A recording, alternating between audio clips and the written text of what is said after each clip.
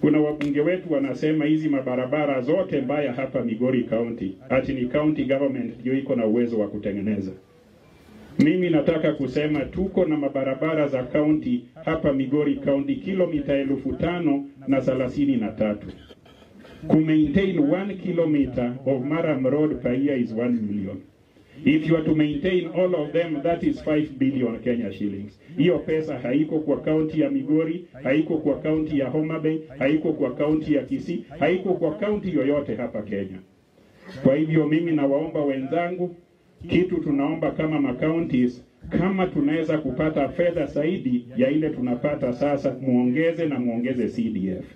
CDF inakuja hapa karibu na za county zinakuja hapa karibu, alafu hapa itainuka vile eneo zingine.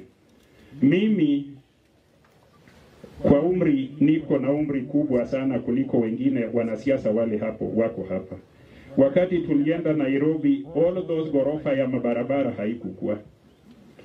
Hizi miaka zimepita mpaka saa hizi. Nairobi inaenda juu, Kiambu inaenda juu, Nyeri inaenda juu, hapa Migori ni barabara moja tu ndio inaendelea. That is why in order to effectively bring a change here, bring the money. Bring it in CDF, bring it in counties, and bring all the money. If, and I know I will be the leader of the county up to 2032, when I leave there will be more money for anybody who wishes to take over with the consent of the people to serve the people.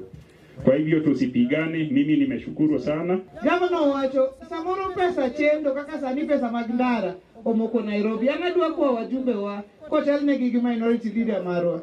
Mheshimiwa Junet, sisi tunaomba ile pesa ya barabara. Masara. Ile pesa ya barabara ambayo imekwama huko Nairobi bilioni 10. Mtusaidie, upitishe ikuje hapa chini kwa governors pia sisi tusonge nayo kwa mabarabara, tusukume hapa na pale. Kwa sababu barabara iko na shida.